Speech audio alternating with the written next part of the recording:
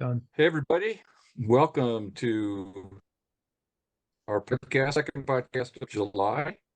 Marty Keller here in Sacramento with John Donovan in Oceanside, California. And we're welcoming our friend and colleague, Ron Kastner, Hello. who is this month in Long Island, the eastern end of Long Island, Shelter Island in New York. So glad to have you with us as always, Ron. Nice to be here. Yeah. So we thought it's been a while since the three of us have had a chance to chat. So we thought maybe we'd invite you to start by checking in what's been going on. It's what's new in life. What have you discovered? What have you learned? What are you afraid of? What's going on? What am I afraid of? I just got to take more than an hour. Well, part of it is that, I don't know about you, but I discover new fears after I work on some of the older ones, which I find quite exciting. So.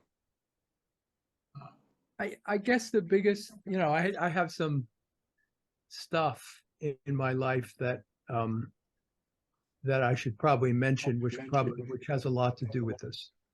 I have written a book, which we've talked about before. It is now finished. It is edited. I like what the editor has done with it a lot. She shortened it by about a fifth. And just now I know why editors are so valuable, because they take things that people like me come up with and just change the wording in a way that it just makes it much more readable. So this book is coming out in the fall. I'm self-publishing it, and it'll be available on Amazon.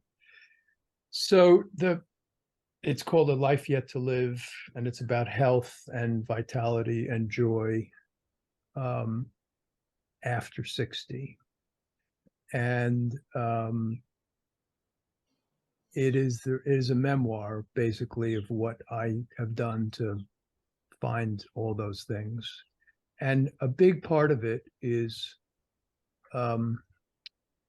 what I discovered about the inner life. And along the way, I say to people, you can't think about health, you can't pursue health without realizing the immense world of the infinite amount of things that happen inside you every second without you even thinking about them. And a big part of that is our unconscious life. John talks about the 90%.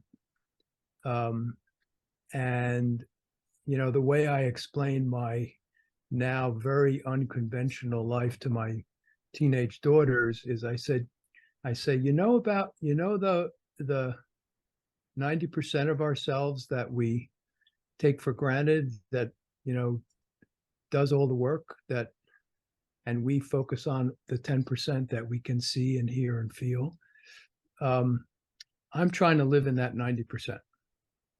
And they go, oh, okay, well, that makes sense, So that explains it to them. When they were younger, it was a little bit more difficult. So anyway, the book is coming out. I'm redoing and relaunching a website at ronkastner.com. And in order to promote the book and sell the book. So to get back to what you said in the beginning, what I'm afraid of, and Marty, you and I talked about this a couple of weeks ago, last week. I'm finding it difficult to do that self-promotion stuff. I'm finding it very difficult to do it. And when I free associate about it, when I just try to come to terms with why that is, I know I'll get it done. I always do. But there just seems to be a lot of baggage that comes with it. and it always goes back to my childhood, and it always goes back to how I felt. My father died when I was 7, and it always goes back to how I felt when he died. And I felt abandoned and I felt worthless, and my mother made a bunch of mistakes in dealing with me at the time, and so I felt uh, unloved by her, and it goes back to that, and it goes back. So those are the kinds of things that I'm dealing with when it comes to the fear of promoting myself, promoting the book. And by all accounts, I mean, the people who have read the book, the people who are working on it and the editor said it's a really good book. It's a really good book. They're all about my age. And they said, I have found some stuff in the book that I didn't know before and that I've incorporated into my life. So, that is a big compliment for me. So they said this book needs to be out there. So, it's so that's basically it. I mean, I've had some really nice things happen in my life as well in the past 6 months. My oldest daughter got into vet school. My younger daughter is 16, and she's just turning into just an incredible person. She has always been an incredible person, but as I watch her blossom, it's just even, it's even better. And I've had a few legal, financial things that have all sort of been resolved in my favor, and so things are good.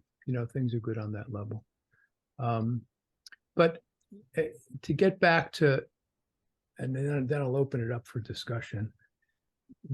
Out here where I am now, I'm on my own, and I'm sort of in the middle of, I'm on water here, and it's just very, very peaceful and natural and whatever. And I spend a lot of time on my own doing things. And to get back to this sort of simplicity, when I get back into this state of mind, the reverence for that 90% skyrockets. My awareness of that 90% skyrockets, because it is the stuff that we're all made of. It is an incredible source of inspiration.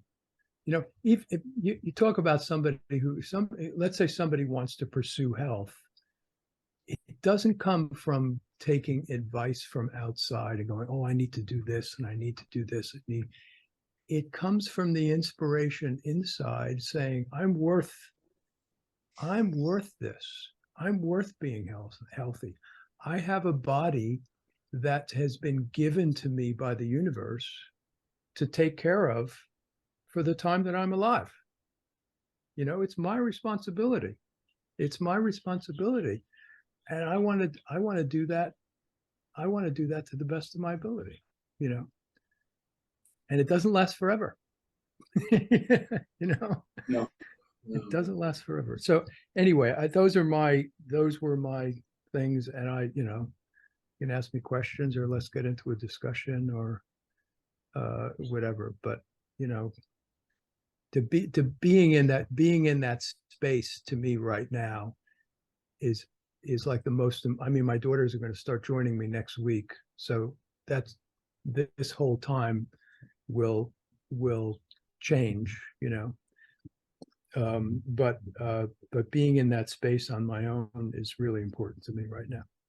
I learned so much from being alone and being, trying to be in touch with what's going on inside me. Right. It's great stuff. So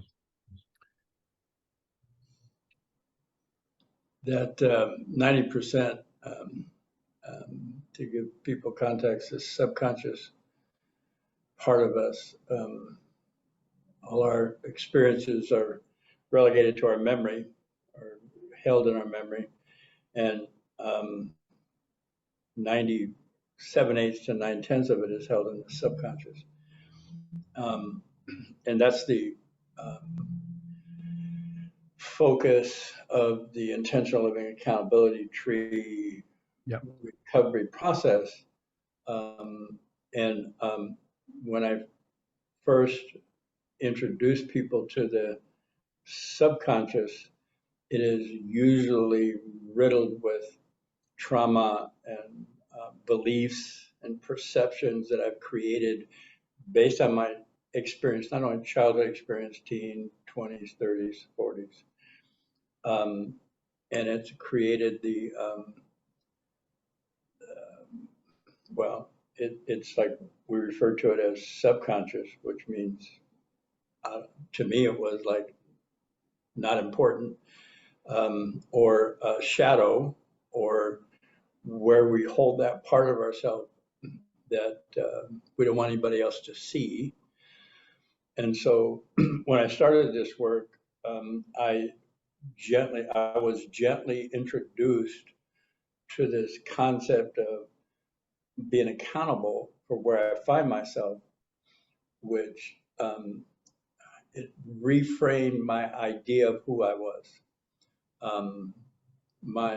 I found myself at 40 addicted, violent, isolated, alone, full of resentment, bitterness, and contempt. And in the process of my recovery, I looked at all that. I owned wherever I found myself. What I discovered is wherever I'm at, it's a result of my entire experience, and the decisions I make based on that entire experience, although 7/8 to 9/10 of it I'm not aware of, that's motivating my decisions, like drinking or violence, screaming, yelling. And when I attended to, it was, I don't know the right word, morass of darkness. That's why they call it shadow. Dark things I didn't want to admit. Dark things I didn't even know I was doing. And what I've discovered is that going in there, having the courage to go in there and look at entitlement, arrogance, being mean or controlling, that's not all that's in there. It's like in there is my creativity, is my intuition, is my capacity to flow through life and be lucid. Yep. There's also this tremendous amounts of joy and I say even use the word bliss at what I've discovered about myself underneath this layer of trauma. The trauma itself was abuse, being ostracized, being ridiculed, being told things about myself that weren't true, being projected on by my guardians, teachers. And I believed that, so I wouldn't go in there. Once I had the courage to go in there, and I don't even know if I had the courage to go in there, it was kind of like I got tricked into doing it. It was like, but once I did it, at first it was tedious, frightening, daunting. And I would go in and own alcoholic, or I'd own mean to the point of cruelty. And then in the accountability tree process, which we're going to talk about, is just tell the truth of where you find yourself, because that's in alignment with the experience. It hurts. Being mean causes destruction and separation, not only to myself, my own health, physical health, to the people around me, their emotional and physical health. When I own it without blame or judgment, I'm mean, there's a feeling tone, there's a validation of the trauma that caused the meanness. It's like the meanness was in alignment because the meanness kept me away from people, because my little boy was afraid of people. You didn't know what they were going to say, you didn't know what they were going to do, you didn't know what time of day which was up, which was down. There's a saying in the 12-step is if somebody had a feeling, somebody's walking down the hallway and they say, "Oh, that guy's got a feeling, go get it," and squelch it, stomp it out. And now I'm able to be in that feeling tone, which I've discovered is information about my well-being. And that was cut off from me from the complex post-traumatic stress and this accountability tree. Now I'm like, oh my God, everybody needs to know this. At least have the information. They can choose what they want to do with it, but have the information that there's this way to get to our bliss. And I don't know why this is coming to me, but it's like I have to stare the devil in the eye. I have to look at that thing I don't want to look at and just be, and then take a breath. It's like, this is so counterintuitive. I'm mean to the point of cruelty. Well, why would I admit that? I'd just be a nice guy. Well, that created more resentment, which fostered more behavior that was mean. So I just owned it, no blame, no judgment. Took a breath. Yeah, that hurts. Yeah, I intend to be kind. And I started shifting and moving towards this, what the intents were: to be kind, to be courageous, to be open, to be vulnerable. And it's a whole new life. And in there is my creativity, I want to say, and I'm going to own this. This is remarkable that I'm saying this about myself and believing it, that I have a charismatic approach. I'm charismatic. It's like, I know that, and I'm good with that. I'm not like a big head about it. It's just nice to be able to get into this passionate place and speak to people and have them lean forward. Yep. Oh my God. So it's tapping in to that subconscious part of ourselves, which is our creative mechanism. Yeah. And it was covered with trauma and self-hate and all kinds of things. Go ahead. You just answered a question that I had that I don't need to ask anymore, which was basically, how do you do it? Because when I think of what I have to do with this website and book, it's very much what you do. It's very much what you do in my field, Yes. And quite frankly, I just like you, I'm afraid of people. I'm afraid of people, what people are going to say, because the history I've had when I have spoken from my, the book. Yes. The book is something I could sit and write by myself and be honest with. And the website will be the same way.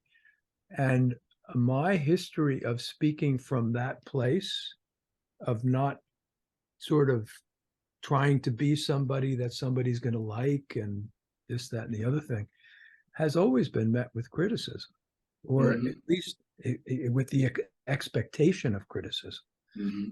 And that's really what I'm afraid of. So, but you just answered it. So just keep doing, just keep doing the work. I'm on the right track. I'm on the right track, and just keep doing the work. Yeah. Very good. Wow. Yeah. I'm grateful that you took up my request to talk about what are you afraid of. First of all, that's just it's very courageous to be able to share that. So I'm grateful for that, and also because I have the same fear, and so this conversation has been quite valuable for myself, because I'm about a year behind you in getting my book published. And I decided, as you know, in lieu of a website, I started a Substack blog, where once a week I post something to it that is either from my book, or it's like, it would be a chapter in my book if I were continuing to write the book instead of working on publishing it. And I noticed that I don't really promote it. I have this fantasy that somebody will discover it and promote it for me. because they will be so taken by its brilliance that they'll say, this has to get out there. And so okay, here, this is where I am. The same That kind could of, that could happen. and of course it could happen. And I'm willing to take a look at this reluctance to promote it myself. In fact, it's the same thing, quite frankly, with the podcast. We don't really promote this. I've never gone to Facebook, for example, or other social media outlets and said, "Hey, come check this out." Right. I think that, John, tell me if I'm wrong, but I think that the way we've promoted this is almost entirely by word of mouth or through our meetings, Yeah, which most people come to by word of mouth. right. Right. And so, we're all kind of in the same boat here. Here's a series of insights that the three of us share in common that we all agree would be of profound use to all human beings. As like you said earlier, John, whether what you do with this information is up to you, but let's get the information out. And we have this almost spiritual bottleneck that is keeping this stuff contained in a certain small container. And here's the opportunity to But it's maybe also there's a difficult. devil. It's also difficult stuff that a lot of people don't want to hear. Yeah. You know. But I was going to say, maybe this is the devil to take a look, to look in the eye about. I have hired a recommendation from a friend who is a social media sort of promoter person, and we're working on this together. Jody is actually a godsend, and because she just has, she has a vision for the book. She's much younger, but she's got older grandparents, and she's read parts of the book, and she just said, this needs to be out there. This is a real good roadmap for people in later life, trying to come to terms with health and mortality and all kinds of other stuff. So she's a real booster for me. And she said, just all you got to do is the writing, and I'll take care of doing the social media stuff and getting you on LinkedIn and Facebook and wherever else she's planning on going with this. So, when we're planning some PR stuff and trying to get on other people's podcasts and other things like that. So I don't know, happy to share any of it as we go through it. I don't know the process, but I'm trusting her that it might actually work. So, It's and interesting. there again, the wider the circulation, the better the chance of that one person that says, this is important, this needs to be out there, it becomes a question of numbers. Hey, Elon, you need to read this. It doesn't mean you have to water it down. But there's also a chance that it's going to fall flat. There's also a big chance that it's going to fall flat. So I just don't know. But it's what feels right to be doing now, and then when these legal and financial things cleared up for me, I said to myself, okay, thank you, universe. That is my sign that you want me to continue in the direction I'm going, So, that was a big thing. That was, it was like, it was like the way has been cleared. Just keep proceeding where you're going. So I hope that's the case. Well, the other thing that your chair, what you just said, pointed out to me or reminded me of is that I have a reluctance to ask for help. And that's real childhood trauma. It's like, Yeah, I got to do it all myself, or because nobody will want to do this with me. And so that's another great insight that I got sitting here with you guys today. there's many nights I go to sleep and I'm troubled. And as I'm going to sleep, I pray to alternately what I call the great guide, or the spirit of the spirit of the universe, the forces of the universe, the forces of healing from within me, and I just ask for help, and usually works from inside.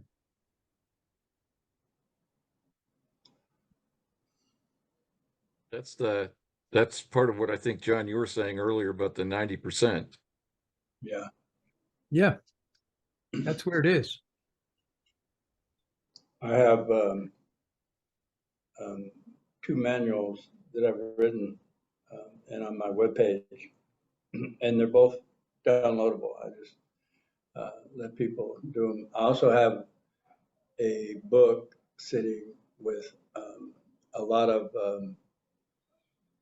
I would say criticism, but suggestions on how to make it, I won't say better, but make it readable. So I'm in the same boat.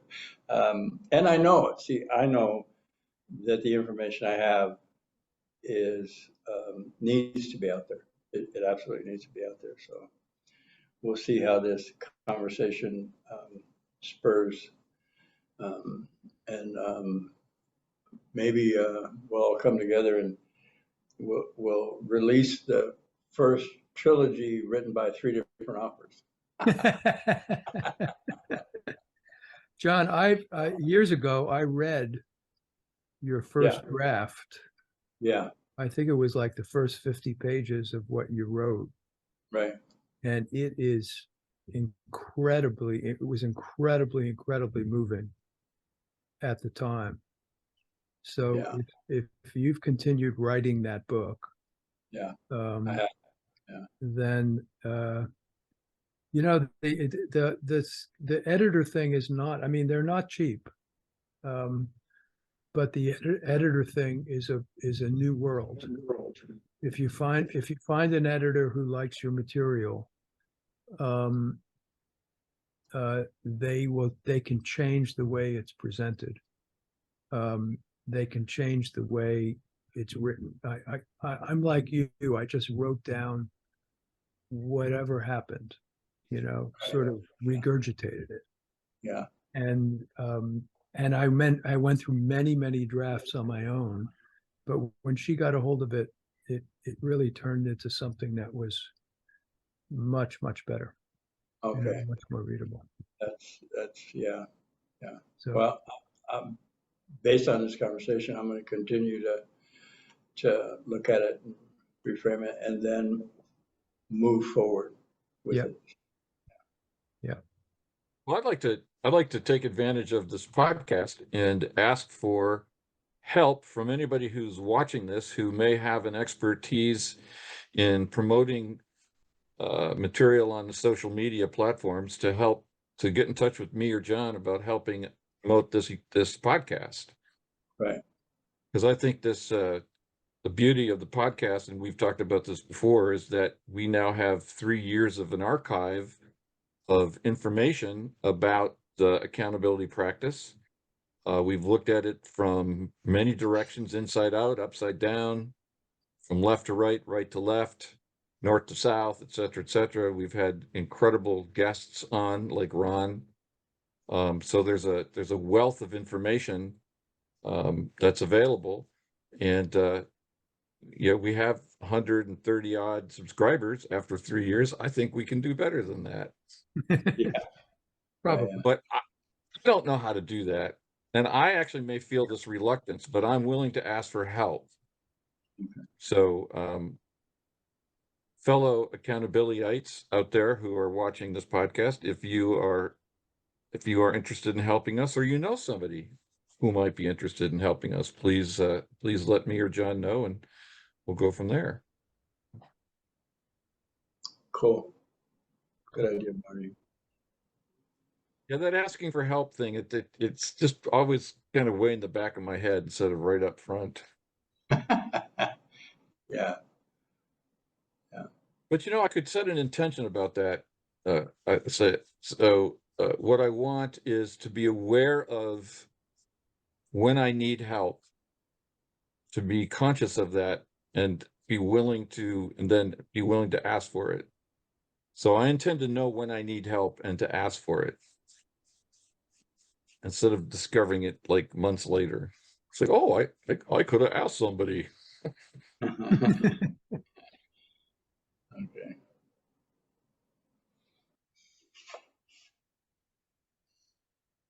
And that's part of the value of this accountability process. One of the things that you were talking about earlier, John, about the 90%, the subconscious, um, as you were sharing, I was thinking back to the earliest times I sat in the men's group when you were our facilitator, and you were leading us to this awareness of the 90% essentially through working on projection. Mhm. Because my initial understanding was that the first way I can get in touch with the subconscious is particularly the shadow, which by definition is information about myself I don't want to know, Yeah. is to see how I project, to see my projections. Yeah. So what's my projection? My projection is a judgment about somebody or some situation outside of me that comes with some kind of emotional kick. Um, and so what I learned from you is the access to that subconscious information, and that changed my life. I I've had formal information about that. I had my master's degree in consciousness studies, so of course we talked about the shadow and so forth and so on, but it was kind of like just an idea. It wasn't an experience. Right. And so the way the compulsions that were hidden in my subconscious were driving my life was still unrevealed to me. Yep. And so that was those were heady days, you pardon the expression, 10, 12 years ago when we first started working together, because a door was opened into accessing a world of ginormous dimensions, of which I had formal information, but I didn't have experiential information until that happened.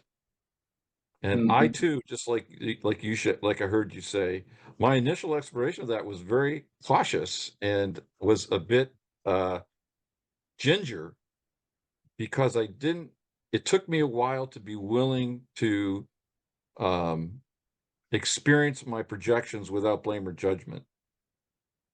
Hey guys, Because that's my rainstorm is starting. I'll be back in a second, okay? okay, Got it. cool.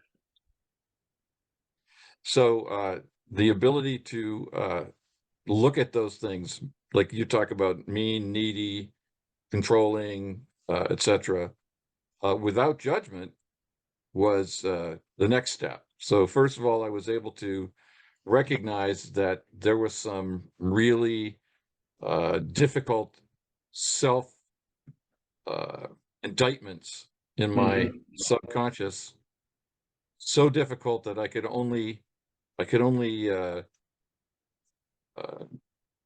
I could only project them away onto other Right. people. Yeah. Yeah. And of course, because they were so nasty and uh, frightening, Mhm. to be able to say, okay, I'm a manipulative asshole without blame or judgment, took a lot of courage initially.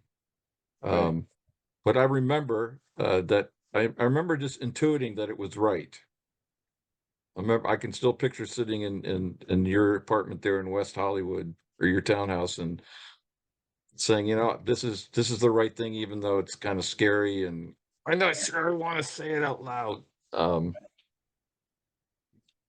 then, over time, working it so that it's now something it's like I want to know what else is in there I don't know or I'm not aware of. Right. And so the next milestone I had on that was when you said on this podcast, I don't know, probably 2 years ago now, you introduced the idea of reveling in my character defects. And what I took away from that was I'm interested in knowing what else I don't know, that Yeah.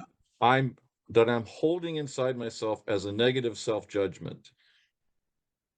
And then coming all the way full circle to this conversation today is like, now I want to know the gift that I'm not owning, the gift that I am, that I can't own that anymore without judgment or blame than I can the negative stuff.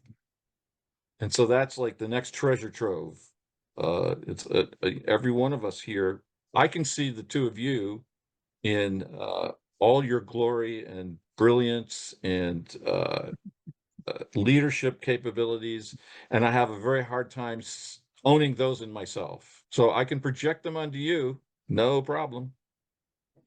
But feeling the truth of that in myself is still what I'm working on now. Okay. And that's where the reluctance to promote myself comes from. And so that's for me, this is like, oh, a whole new another brave new world. If you're open to it, I would like to go through the tree on projections here.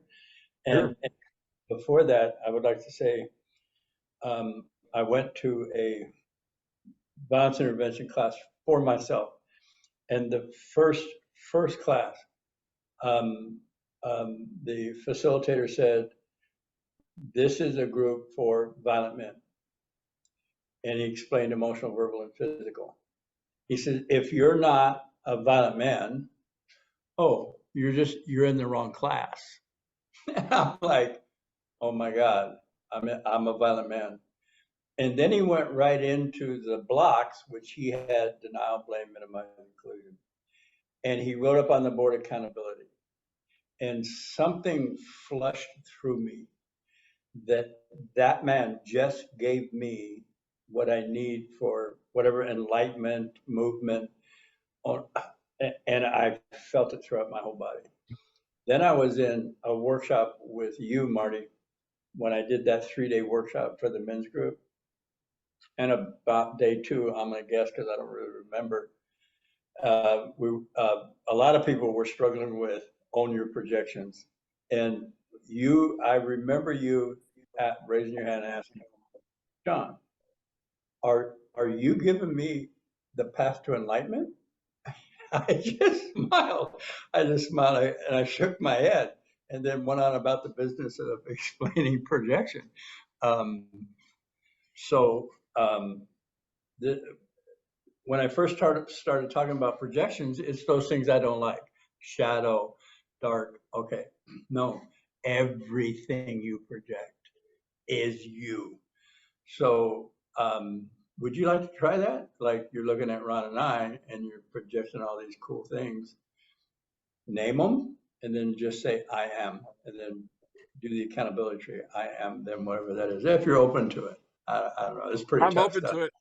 I'm open to and I'm laughing because I'm already feeling resistance. The resistance is cool. Resistance is I like, know. oh my God, I'm here. Yeah, but this is the first time I've heard the accountability tree used in reverse Yeah. to Oh my get God. to the good stuff. Okay. So take a All nice right. deep breath and just look at Ron and I and then say what we are, project onto us. Oh, okay. You are masters. You are brilliant. You are heart-filled. You are. Okay. Well, if you're willing to do it now, I'd like to catch it when it's like, would you be willing to say, I am a master? I am a master. Notice your body. I'm having those thunderstorms that are outside of Ron's So just, place. yeah, be with that feeling tone. We're Yeah. not looking for anything right or wrong, a feeling tone. Yep. Take a deep breath. I intend to celebrate the truth of who I am. okay, can I offer you one? Yeah. I intend to own my mastery. I intend to own my mastery. Nice deep breath.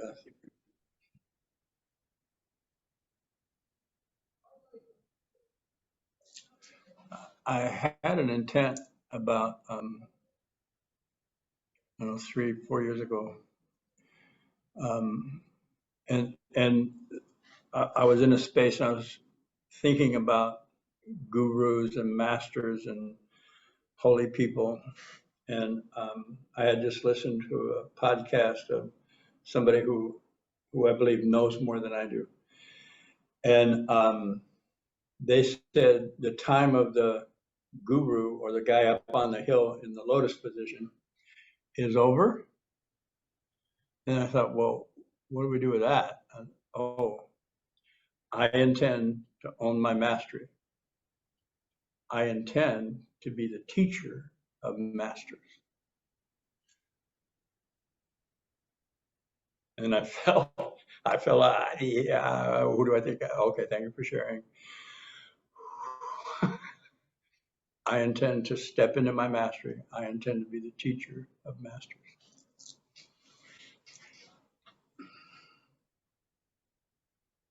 And we'll see see, the rest of it is not up to me, John, rational cognitive, and that just happened. Yeah. And I had to figure it out. I had something happen to me in something similar last week as I was going through all these doubts I was having about the book and the website. I suddenly flashed on a picture I had from when I was 7 years old, or 6 years old, before my father died, and it was of he and I playing.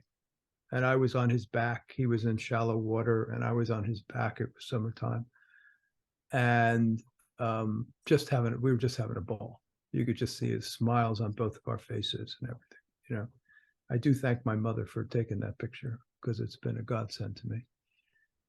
And I looked at that picture and I said, what a wonderful little boy. Yeah. What a wonderful little boy. Yeah. And I have called my children wonderful virtually every day of their lives. I've never, ever called myself wonderful. Wow. And that became my intention. I said, when it comes to this website and when it comes to this book, I intend to be wonderful. Right. I intend to be wonderful. There you go. And it just, same thing, just body-wide sensation of, electricity. Mm-hmm. So, yeah.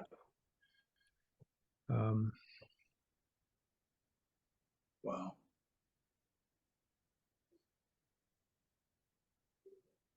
Good stuff. Yeah.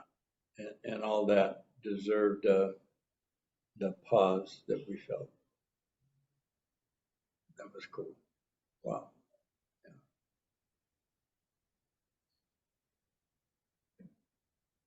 We had a podcast a while back, might have been at the beginning of this year, when we talked about this is what we're experiencing right now is the one of the reasons we're doing this work. Mm-hmm. It's to re-engineer our relationship with the subconscious such that we first are willing to own all the negative or the sad or the frightening elements of our lives in order to clear out. This is kind of like what happened to you, Ron, with the financial legal stuff you were talking about. Clear the way for this to arise. Yeah. for the gift that each one of us has. It's not just the three of us. Every human being has some incredible divine gift that he or she came into the world with. And the tragedy is that so many of us don't ever get to a place where that gift is liberated and it becomes who we are.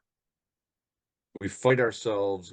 Oftentimes we're not even aware of the gift, or we fear it. And again, the value of the accountability practice for me is to liberate that mastery. I intend to not just be the master, I intend to enjoy being the master that I am. Mhm. And then life becomes fun. Yeah. Imagine that. Rich, abundant, and full. And the world doesn't have to do anything different for me to Right. enjoy this. It's one of these podcasts, about 3 or 4 times ago that I was on, I asked the question, I said, how much of what we experience every day is projection, and how much is like the real, um, experience of life. And Marty and I were saying, 50, 60, 70, 80%, and John very slowly and quietly looked up from, I think, over the top of his glasses. It was one of those real wise, and he looked at the camera and he went 100%. And I have to say, I got chills when you said that, because I think on some level I knew you were right. And when that happened, I said to myself, there is no other work to do. There is no other work to do but this work. Yeah. This work defines my contribution to the world. This work defines what my inspirational levels are. This work defines my health. Yeah. This work defines everything. Mhm. And this is just it. This is it. So you have changed my life in a big way, John. So you just, and on many levels. Thank you, Ron. Yep. You're welcome.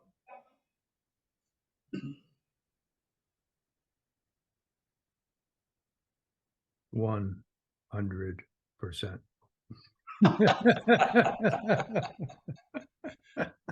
And see, it's still true. It's still, when I It hasn't look at changed.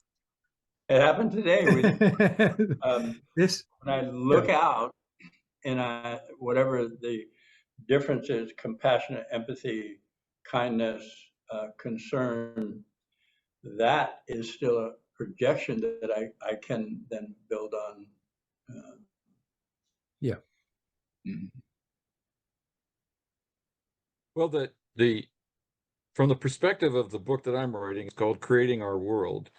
And in this book, I'm taking what I've learned from you, John, and I'm integrating it with what I've learned from Ken Wilber, the great integral theorist. The projection. So when we first hear, I don't know, remember, Ron, what your experience was other than that intuitive response that you had when you heard John say 100%. But my response when I was first introduced to that idea was, how can that be? It's like that there's something missing here in that assertion. But then I got that I am 100%, and I'm 100% a microcosm of the whole universe. Exactly. And so Yeah. if I'm 100% a microcosm of the whole universe, then what I'm projecting out into the universe is simply, it's a universal Yeah. cycle. It's like I'm projecting my understanding of this universe, of which I'm a microcosm, out into the external universe, which is sending me information back to Which is integrate. going through that same filter. Exactly. Yeah. Exactly. Yeah. And the incredible opportunity of the experience as we've evolved to date is that we're just we're dancing with this all the time. Always. It's like we haven't achieved universal consciousness or divine consciousness. Presumably divine consciousness is aware of this shit all the time, 100%. There's no gaps, there's no darkness, it's just aware of everything simultaneously. And while our consciousness is of the same stuff as that universal consciousness, we don't experience it that way yet. And so we're still I dancing with the I also gaps. think that that's divine consciousness is some idealized version that, you know, got made up along the way. And everybody's been struggling, all the Upanishads and Buddha and Christ and everybody has been struggling just as much as we are Mhm. with this stuff constantly. Yeah. This is a universal plight of mankind having to deal with this stuff. It is not. We're not.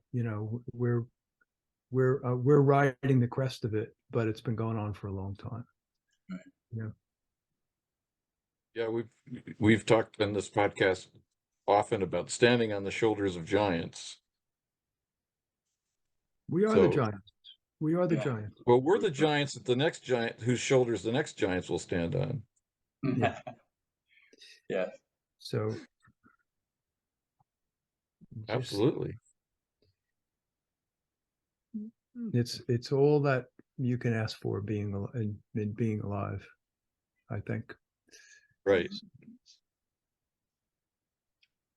And again, for the newcomer who may be watching this podcast for the first time, or it's one of your first times watching this, I'll just speak for me, but I'm not arrogating to myself these qualities as if only John or I or Ron have them. We all have them. This Yeah. is the birthright of a human being. This is what makes human beings distinct from all other species on the planet. We are the species that has a subconscious and a conscious. And it's really and we're in from an evolutionary perspective, we're in the early stages of this stuff unfolding. I mean, humanity is only 40,000 years old as a conscious species, and our roots go back. The first hominid species went back about 3 million years. So even if you want to use that yardstick, we're still pretty young. Yeah. Mhm. And so this is everything that we're doing here, from my perspective, is that we're contributing to the evolution of the possibilities that this possession of a subconscious offers us. Yep. Yep. And so And when I we say I'll go just ahead. finish my thought. When we say we stand on the shoulder of giants, and that we're giants upon whose shoulders the next giants stand on, this is an evolutionary chain of discovery of which we are willing participants. And this will continue until something else evolves. Right. So we have evolved. I intend to live my purpose this lifetime 100%. Now, would I like to be ascended? Yeah. Okay. No. Here, I'm right here. I intend to live my purpose this lifetime 100%. I see that my ancestors lived their life in whatever condition and whatever they had to do that. That's the shoulders I'm standing on. I intend to be the shoulders for the next generation. Absolutely. I'll give you an example from just something I did when I was walking. I was walking one day, and I thought to myself, I am able to walk on two legs because of thousands, probably tens of thousands of generations of my predecessors who have done the exact same thing. Right. And that's just walking. Well, yeah. You can imagine what happens with thinking and doing and all kinds, just walking. Creating. It's the simple act of walking, and it changed the walk completely. It was no longer, oh, I've got to walk for an hour to get my exercise in today. It was like, holy shit, Thich Nhat Hanh says, I don't move to exercise. I move to feel alive. Yeah. You Oh, know, wow. Wow. the same thing, I move to feel alive. So, Wow. but when you talk about standing on the shoulders of giants, we all are. Yeah. We're standing on the shoulders of thousands of generations of our ancestors Mhm. who have, shown us the way. Mhm. So, It's giants all the way up, all the way down. yeah. So, Well, my friends, we've Cool. come to the end of our time together. I want to thank you, Ron, for joining us as always. Ron Kastner, the author of A Life Thank you. Yet to Live. We got a publication date coming up for next year, and October 17th. Oh, Yeah. of this year. Yeah. Oh, okay. So it's coming up in 3 months. Yeah. All Yeah. right. So we'll have to have you back on when the book is officially out. Absolutely. And for those of you who are watching and you'd like to participate in this accountability practice that we are talking about here, we have 4 meetings on Zoom every week, and information on how to contact me or John and get a URL for the Zoom room and the times and all that stuff is available at the end of the podcast. So we encourage you to join us and learn just what the heck these wild and crazy guys were talking about. So Ron, any last words before we wrap up? No, I'm good. I think that was like a real good, that was a good session for me. Yeah. I just, Me too. John, any last words? let me just take a breath here.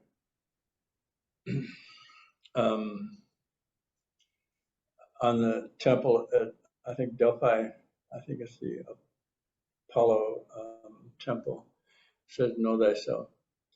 And in this process that I've been gifted with, I didn't think know myself was this route. I've been looking at the shadow, and the more I accept and love about myself, the more compassion I can put out towards others. So, yeah, that's it. Thank you, John. Thanks again, Ron. And have a great Thanks. weekend, guys. Okay.